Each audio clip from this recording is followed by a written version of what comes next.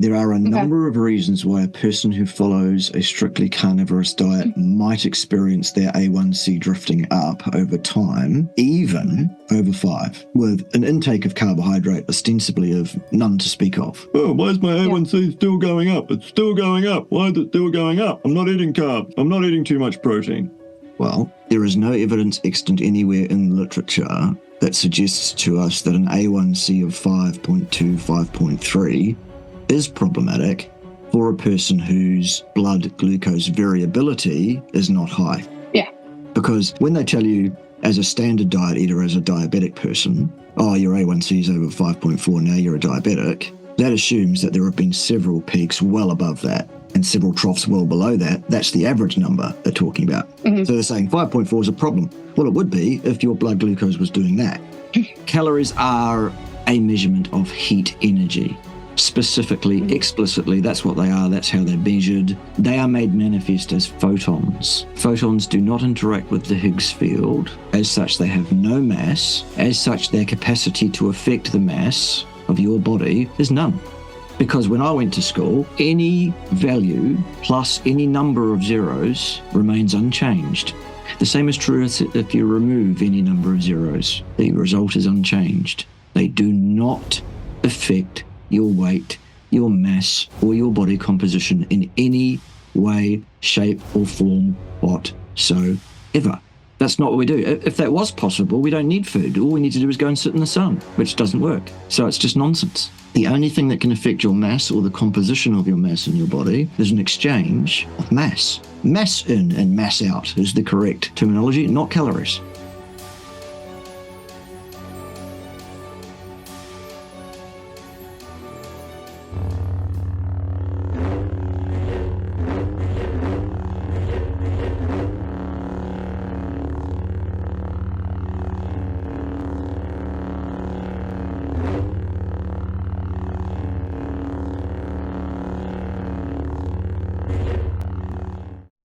Today, my very special guest is Rebekah, who spells her name correctly. My sister spells it that way too. Thank you. Most people spell it wrong, completely wrong. But no, that's the right way of spelling it. Yeah, so that's how it should be done. Also, redheadedness is the correct thing. Everything else is just an aberration. So there you go. Well, thank you. All of that being said, listen, tell us about yourself. Welcome to the show. Tell us what we need to know about where to find you if that's what you want people to do, and we'll see where we go from there. Okay, so my name is Rebekah Bavry. I'm an Army wife and a mother to autistic twins. They are 17 now. I'm also a certified primal health coach, a certified ketogenic nutrition specialist. I'm also a registered nurse and in school to be a nurse practitioner. That's me in a nutshell. Cool. So do you have an online presence? Do you have a sort of social media focus that people can find you at? I do a little bit. So I'm sort of not super organized with my naming. So that's sorry about that, everybody. You can look up Rebekah Bavry and you'll find me on Facebook and YouTube and Instagram. YouTube is mostly just when I interview people. I put up recipes. You might see me singing, different things. Nice. So, because in my past life, I have another degree. I have a bachelor's of fine arts in music. Nice. Okay, cool. So. Good stuff. All right, then. That sounds good. I believe that one of the foci for today was that you had some questions that you wanted to fire at me real quick. The caveat is I've not heard any of these questions, seen any of these questions, so this will all be as it comes off the top of my head. Well, one of the things that I was interested in is because you taught in academia. As a nurse practitioner school, it's been really difficult for me because I've had 2 doctors tell me, Dr. Ken Berry, because I do volunteer in his network. Okay. And he was like, I asked him one time, I was like, so do you think that I should do this? Should I go back to school? And he was like, yeah, absolutely. We need providers. And he was like, just keep your mouth shut. Keep your head down, give them the answers, and get the grades. Yeah. And it's getting more and more difficult to keep my mouth shut. And then Dr. Tro Collegian was also like, just get through it, just get through it. And it's just getting more and more difficult because what they're teaching, a lot of it is antiquated or wrong. So you taught in academia. So what was that like for you? Right. Okay. So the fact that most of what is taught in health science, medical science, nutrition science, all with inverted around them. The fact that that is wrong, antiquated, bought and paid for, nonsensical, contraindicated, and actually downright wrong, dangerous, and unhelpful to people at large, that's not a new thing. When I first started my training 2-point-something decades ago, it was wrong then, stupid then, contraindicated then, not helpful to people at large then, and it wasn't new back then either. So this is not a new situation. How did I deal with it? I got through my undergraduate qualification by keeping my head down, giving the answer that they wanted to hear, but pushing as hard as I could in terms of written assignment work, etc. I got through it, obviously. I then started applying for academic postings, academic jobs to teach students in my own right, etc. And often, while being interviewed for such jobs, they would go, okay, great. What makes you different from everybody else applying for this job? Why are you different? Why do you stand apart? Why should we give you the job? And I would always proudly say, well, it's because I will not stand up in front of fee-paying students and lie to them.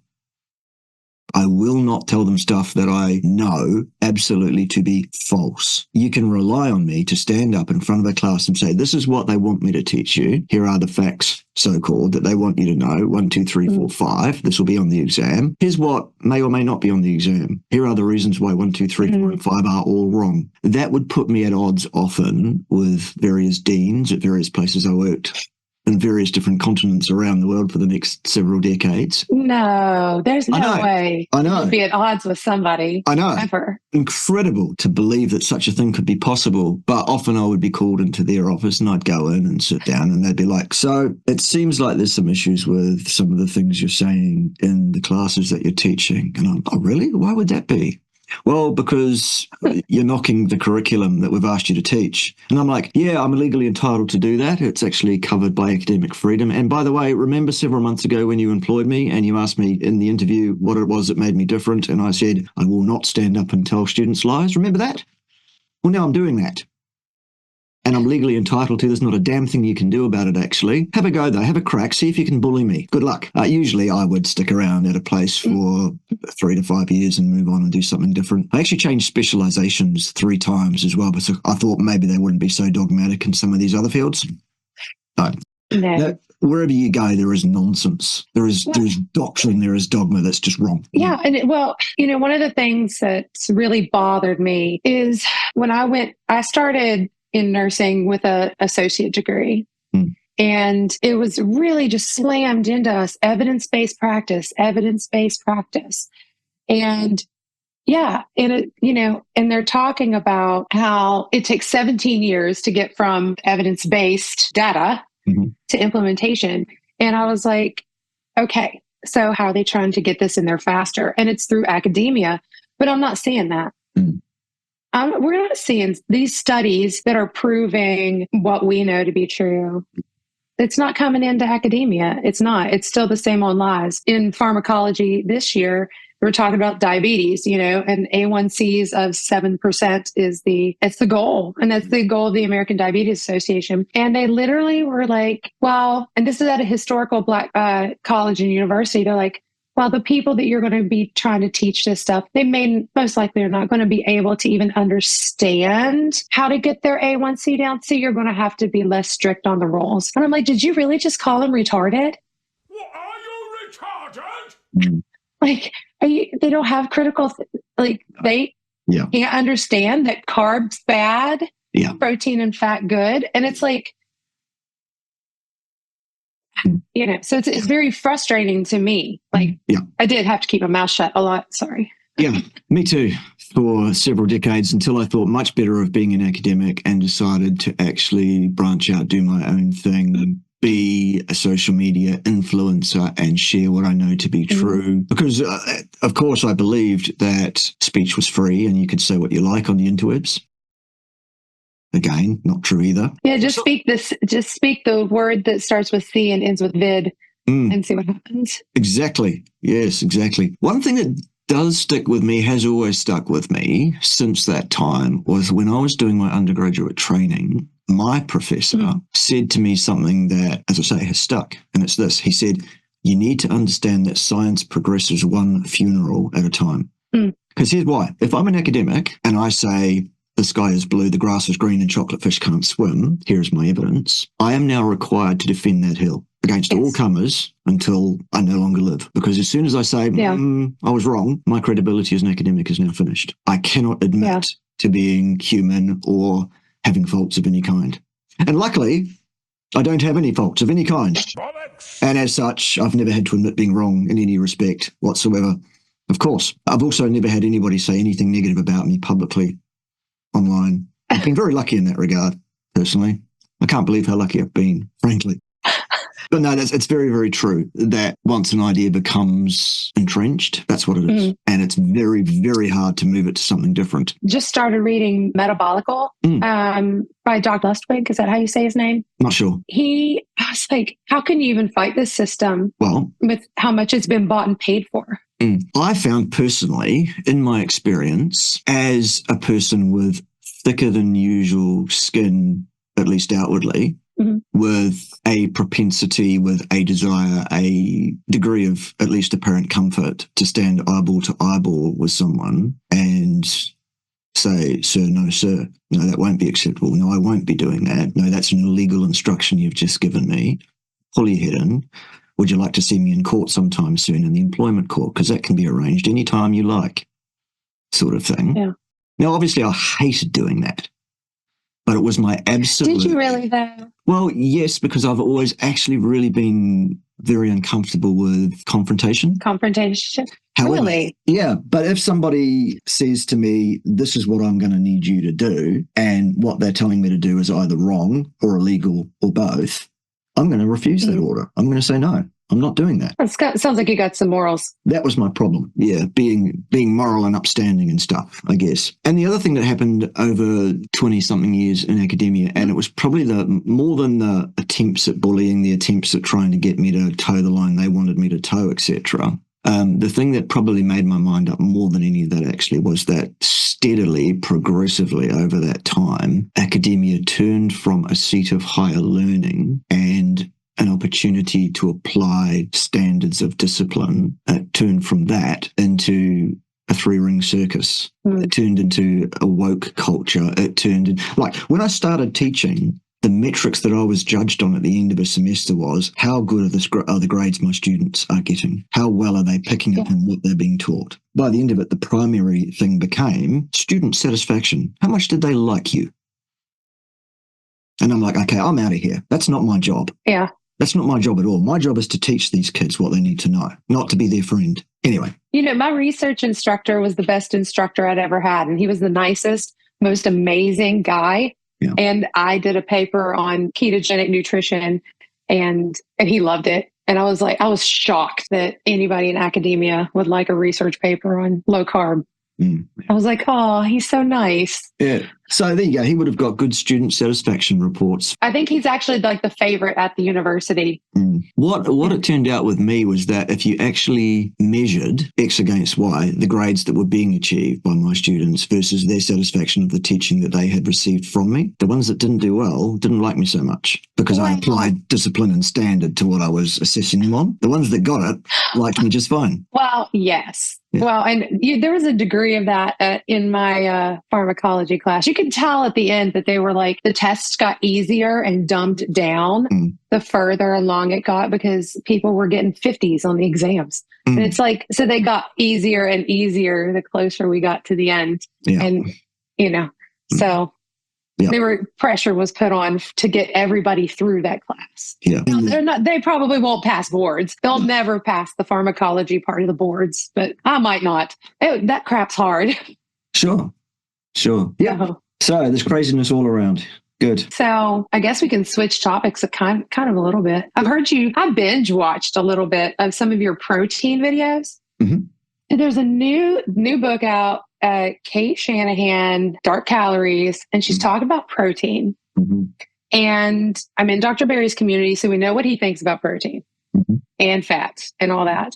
Well, she mentioned something in chapter 4. I'm trying to understand the physiology, and I think you might actually think a little bit along her line, but said that eating too much protein no definition of what it is or like how much that is. Yeah.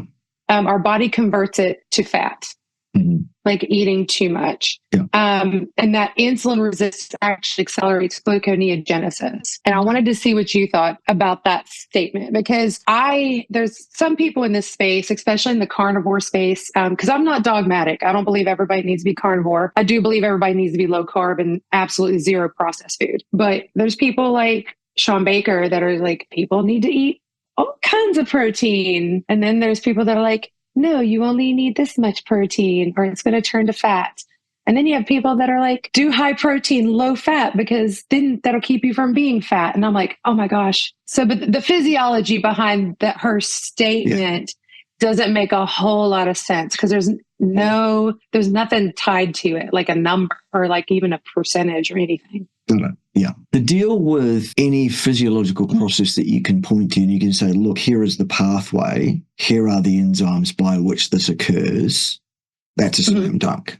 So when we say you absolutely have the metabolic pathways that make it possible for you to transmute excess protein into whatever that means, fat, whatever that means, you need to understand, obviously, excess protein, whatever that means, first will instigate the production of sugar. And it's that sugar that then can become fat, depending on the sugar balance. Okay. So every pathway, every enzyme, every set of chemical reactions that leads from A to B, every single time, we are talking a contextual thing here. Okay.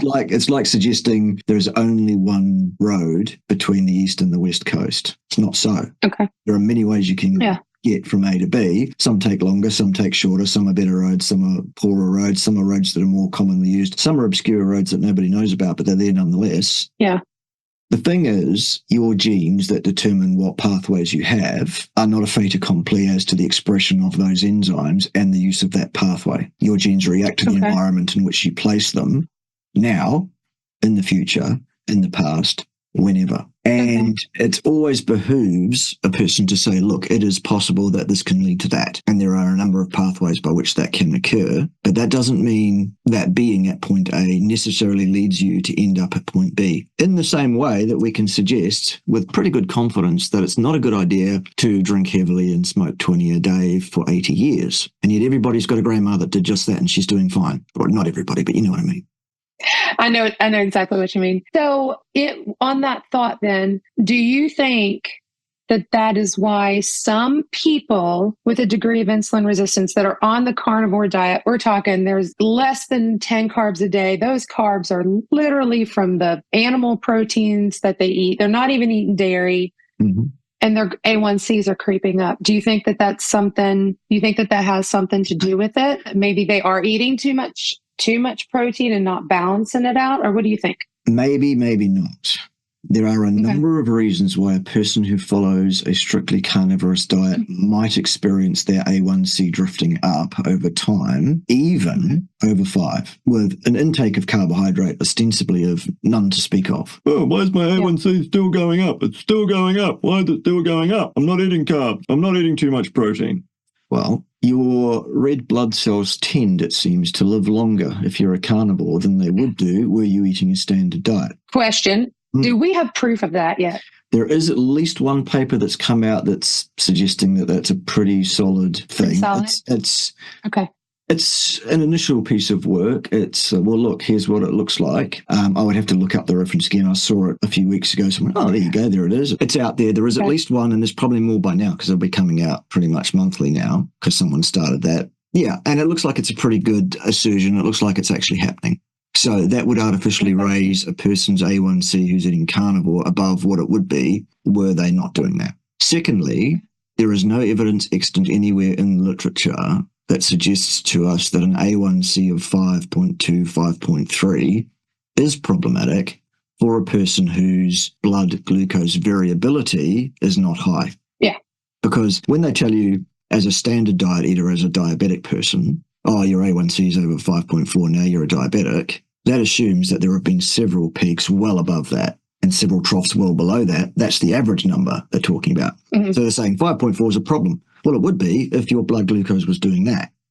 So I found some studies that I thought were really interesting, and I had mentioned this to you through text. So hypothyroidism, this is stuff that I didn't learn this in patho school, but I have Hashimoto's. So I was like, why is my A1C creeping up?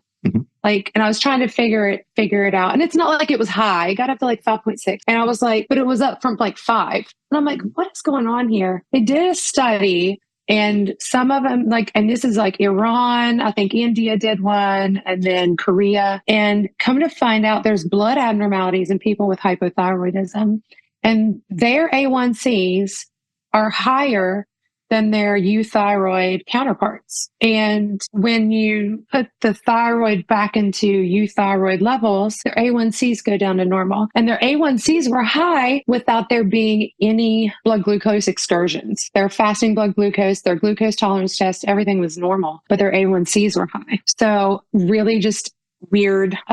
Theory is about erythropoietin. Okay, yeah. Because thyroid actually helps regulate erythropoietin production in the kidneys. Okay. So that it being too low, would mean that you're not replacing those blood cells. So they might be living longer, possibly even in thyroid patients. Okay, fine. Yep, that goes up the flagpole. Yep. So I thought that was interesting. And their glycated albumin was also falsely elevated, which I thought that was interesting just because that is the secondary marker for to see if, is your A1C 5.7? Well, let's see if it's falsely elevated. Let's check a glycated albumin. And those are also falsely elevated in hypothyroid patients. Okay. Interesting. Yeah. Nobody's talking about this. These are over a decade old. And nobody, it's same with the Randall cycle. That came out in 1963 and nobody's talking about it, except me, it seems. Okay. Yeah. Well, I love binge watching your Randall cycle stuff because I'm a nerd. And so I'm like, I need to understand this more. And you do a beautiful job breaking it down in every video that you do. Appreciate that. I like them. Good.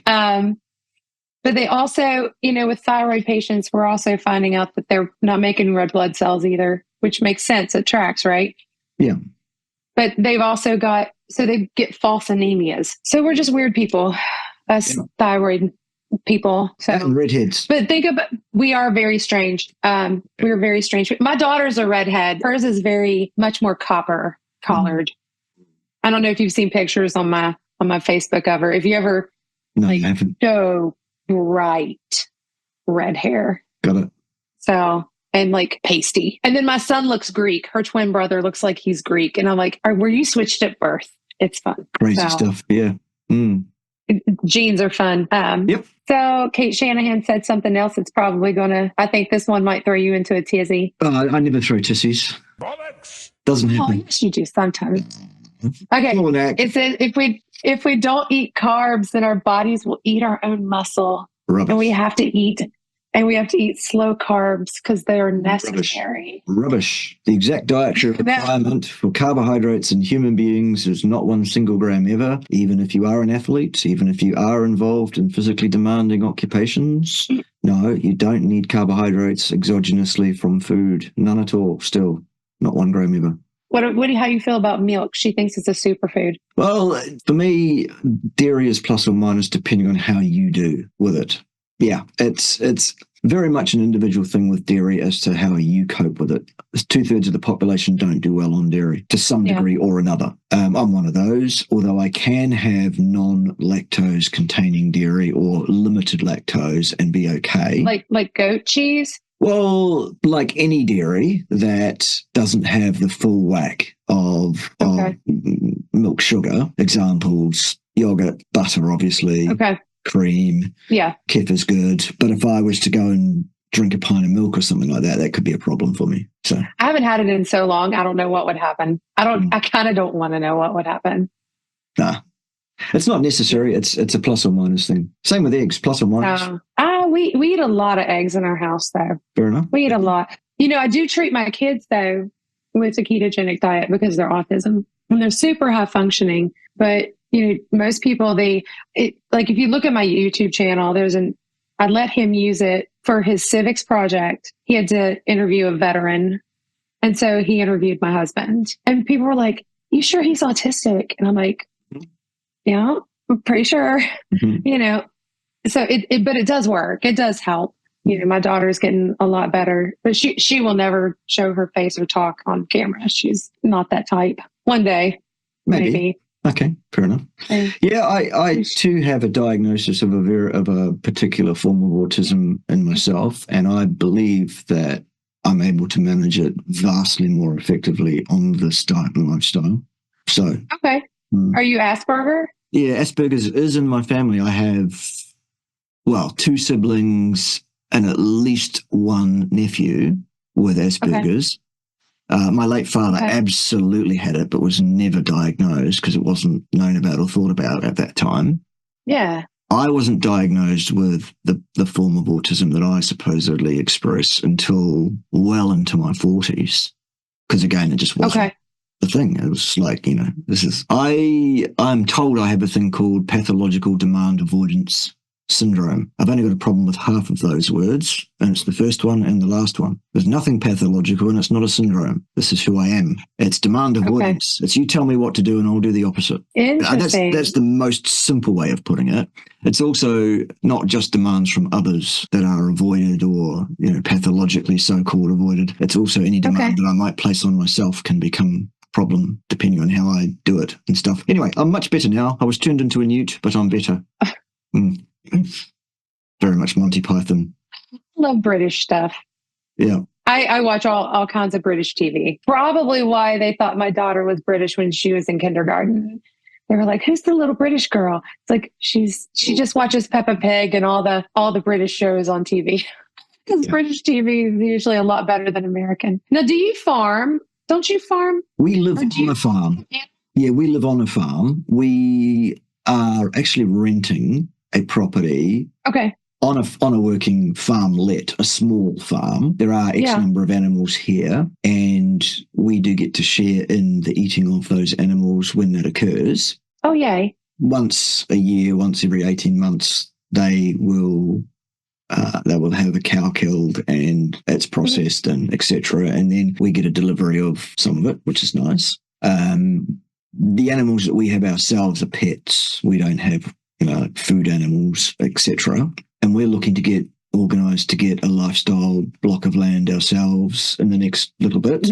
Once we've got the funds together to do it, and we'll buy a piece of land, and then we'll secede from the communist state of New Zealand and we'll become our own sovereign nation and stuff. Can you do that, or is that facetious too? That's also facetious. No, they'll probably object to us. Yeah, because people try to do that. People try to do that in the United States every once in a while. There's a number of people around the world that have done it and set up various independent sovereign nations that are either recognised or not, that have not actually been, shall we say, dealt with. They're just, live and let live, go on then, whatever. There's one actually that's set up as an independent sovereign nation, so-called, that has one full-time resident, and it's actually an old military platform in the sea between England and France. It's called Sealand, and it's like I think it's 100 square meters or something of platform plus attendant stuff that's there. That's the whole nation in the middle of the ocean and stuff. Anyway, so that's Sealand. Sealand, yeah. It's very original. I'm trying to think of what else to ask you. I asked you everything that I wanted to talk about. We could talk about the calories thing that we sort of thought we might talk about because, why not? Oh, the calories? Yeah. Calories. Did you see, how much do you follow Ben Bickman? Some. Did you see the study that, I'm sure he did a reel on it because he does a reel on every study that crosses his desk that he finds interesting. Yeah. But the one where people who are on ketogenic diets burn more calories at rest than standard American or even like their vegan counterparts, I think. Did you see that one? I didn't.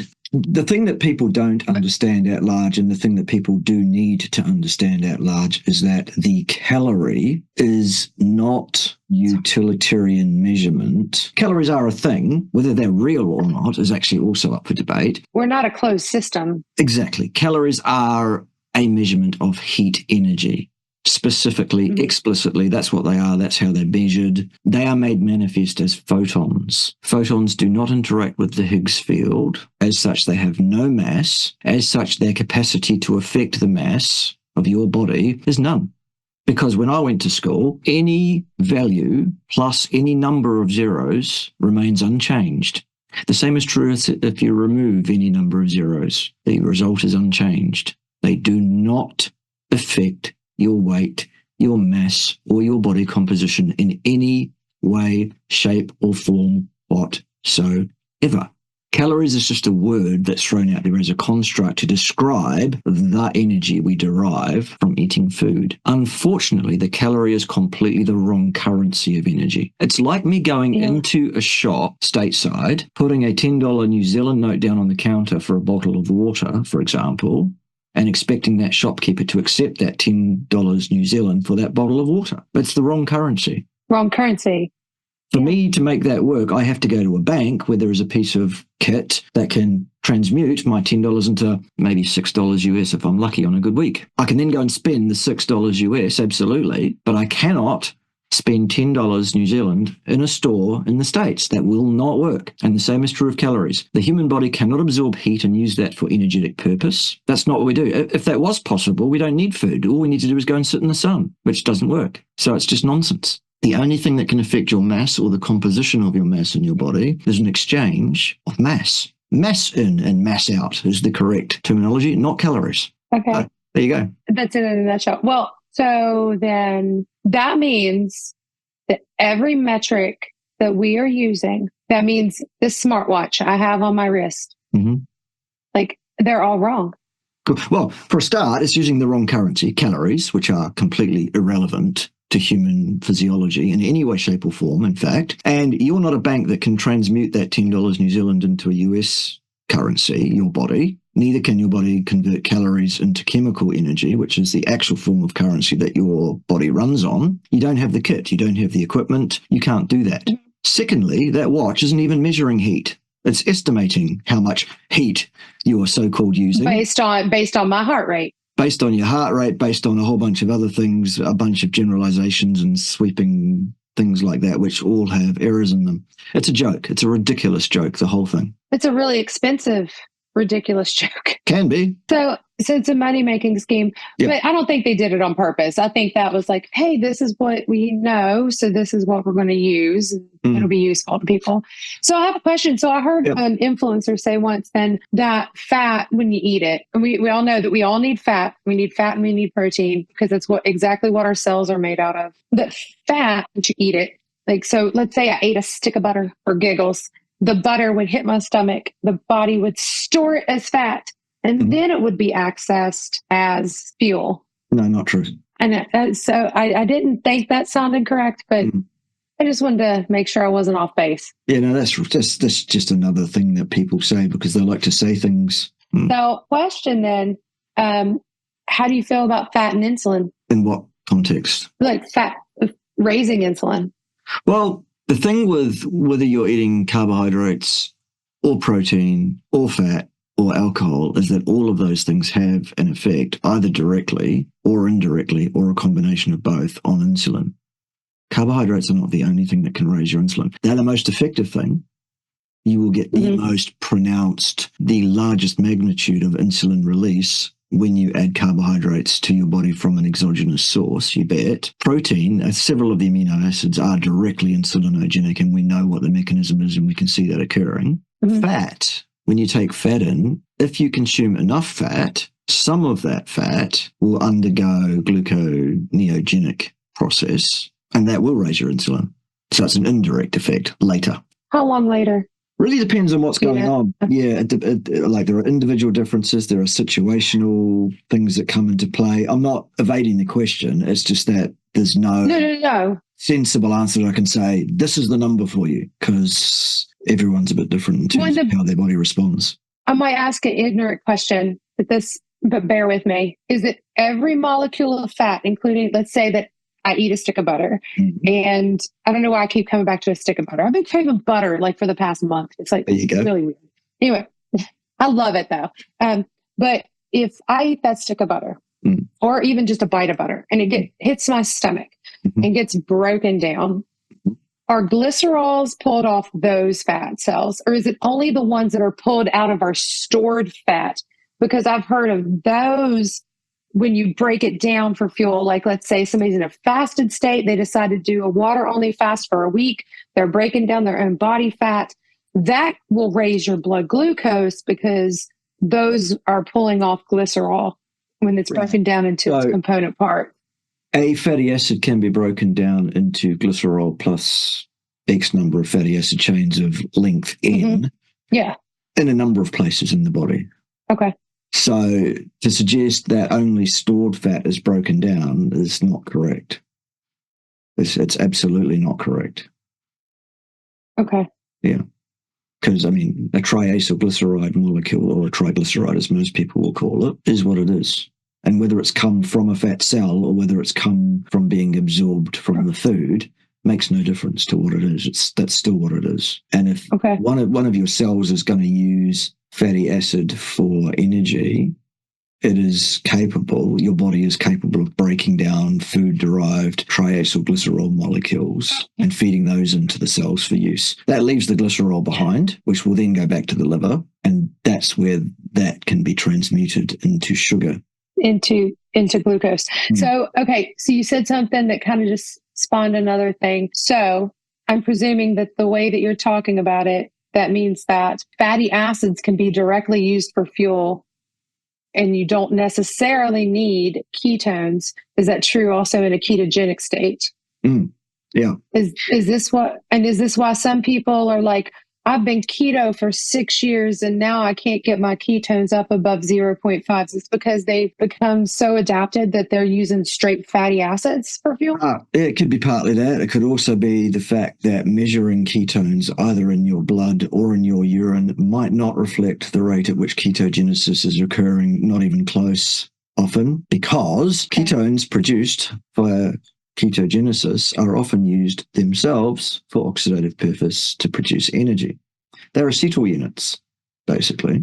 So whatever you're measuring in your blood might also just be leftovers that didn't get used immediately. Well, yeah. It does not reflect the rate at which ketones are being produced because it is unable to tell you how many ketones are being used. An example is you can wake up in the morning with X amount of ketones in your blood. You can go and do several minutes of intense exercise, and even if you woke up with blood or urine ketones quite high, that can drag that number down because you're going to oxidize those. Secondly, if your goal is to be in ketosis and to have ketones, and that's what you're trying to chase for some reason, then you need to re-educate yourself because that's not a valid goal.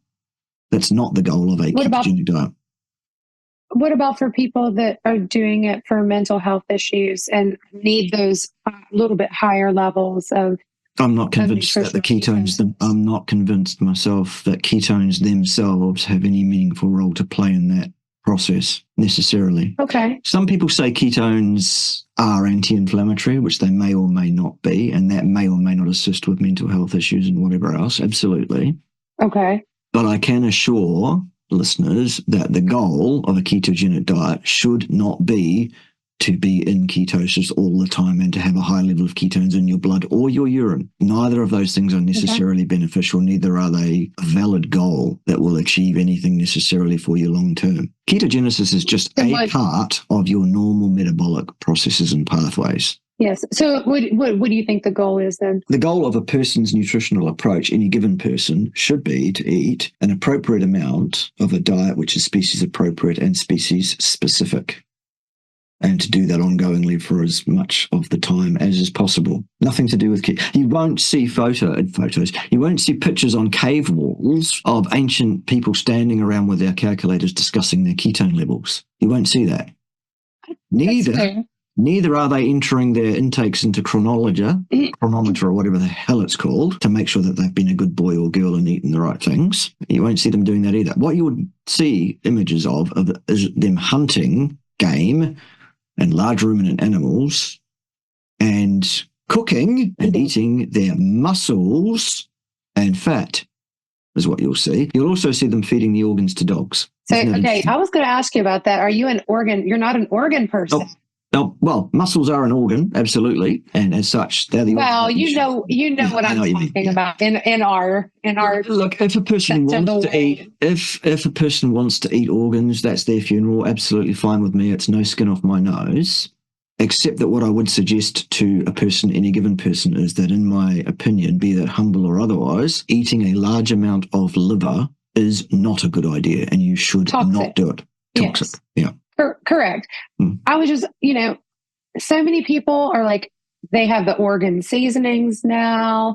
You've got like keto brick. We keep stuff like that on hand because I've got a runner, and then I've got my husband who takes stuff like that out to the field, and they have organs in it. Yeah. I've tried organs and they taste like shit. Am I allowed to say that on your channel? You can say it if you like on my channel, so long as you don't mention the C word. I have to keep it at least PG-13.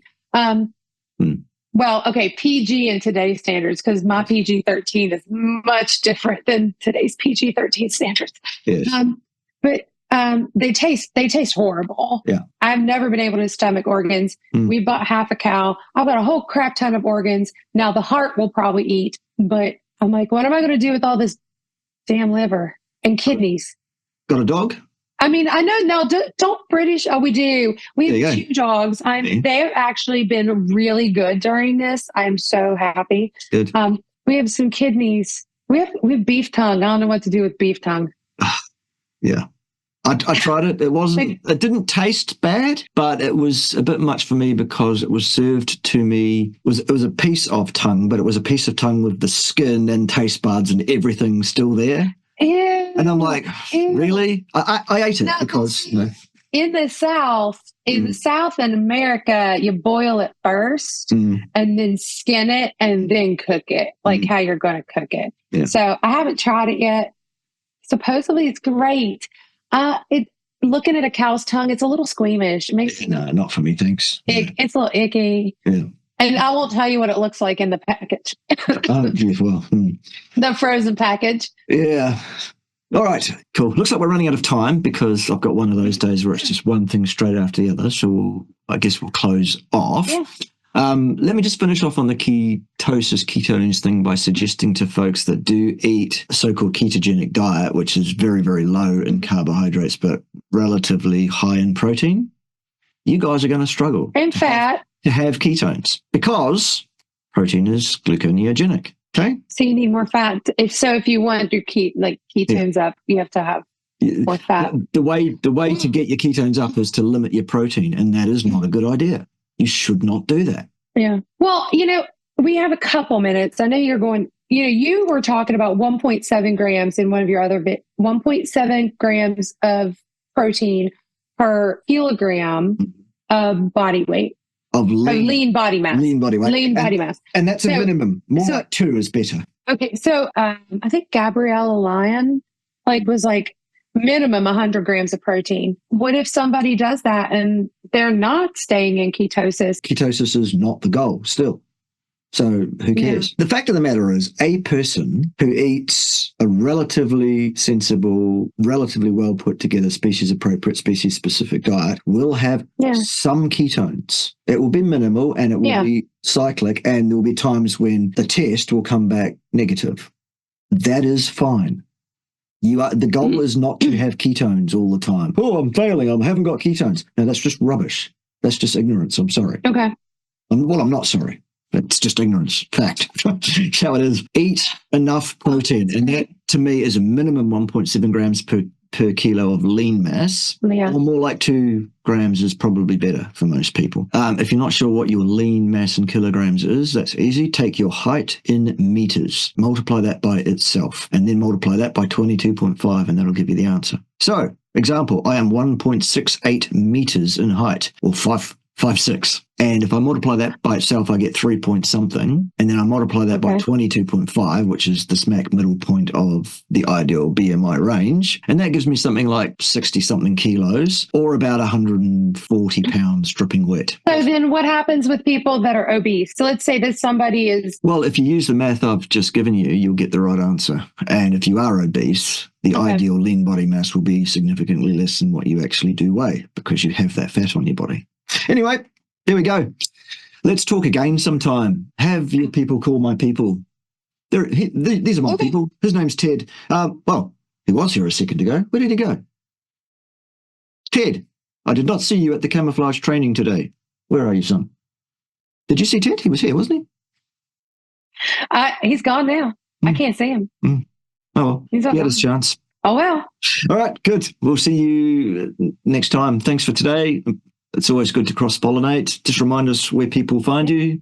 You can find me on YouTube. Just look up Rebekah Bavry, and it is pronounced Bavry, and you'll find me on all my socials. All right, good. And if you wouldn't mind, could you send my regards to the Master Sergeant? Thanks. I will. Cool. See you then.